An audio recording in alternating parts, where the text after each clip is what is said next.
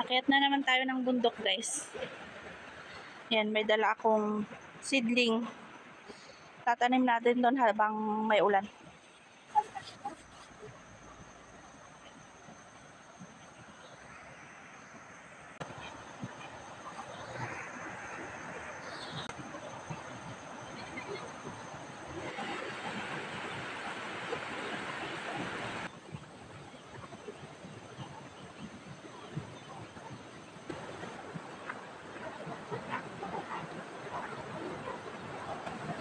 Nasira yung daan doon, guys, sa may gilid. Kinuha ng tubig. So dadaan tayo dito. Lulusot din yan doon.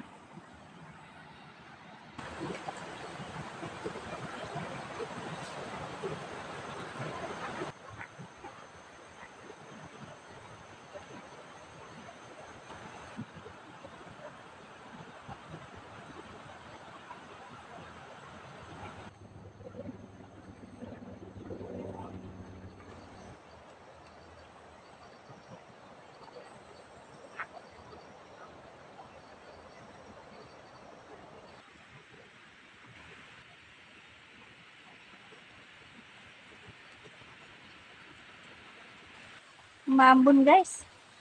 Kung kailan naman kami umakyat, saka naman umambon. Nangangalahati na tayo, guys. Medyo malapit-lapit na. Umuulan na. Kumuha ulit ako ng tangkay ng pinya, guys. Tatanim ko doon sa bahay. Malapit sa bahay. Ayun, meron pa. Sa susunod kukuha ulit ako niyan. Nandito na naman tayo, guys. Nakarating na tayo. Dito sa may luya. Ang ganda ng view.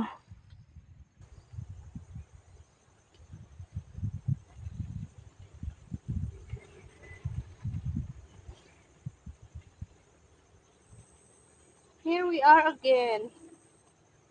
So our ginger farm. Malapit na tayo sa bahay, guys. Diyan na lang sa kabila. Ganda ng view, guys. Ganda ng view.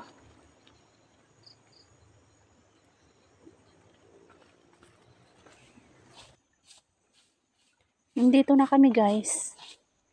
Nakarating na kami. Nauna na si mama, nagwawalis na dun. Nahuli ako kasi, syempre, nag-video-video pa tayo.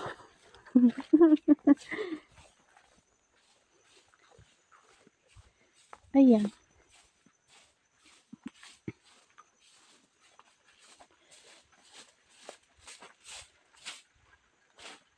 Ayun ang ating only water.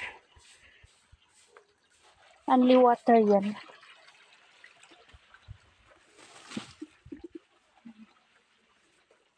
Yung ating pinya, tatanim natin yan.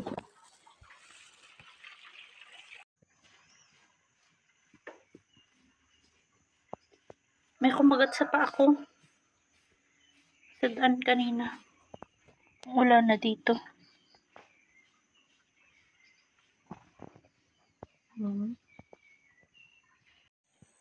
Umuulan na naman, guys. Umaambon.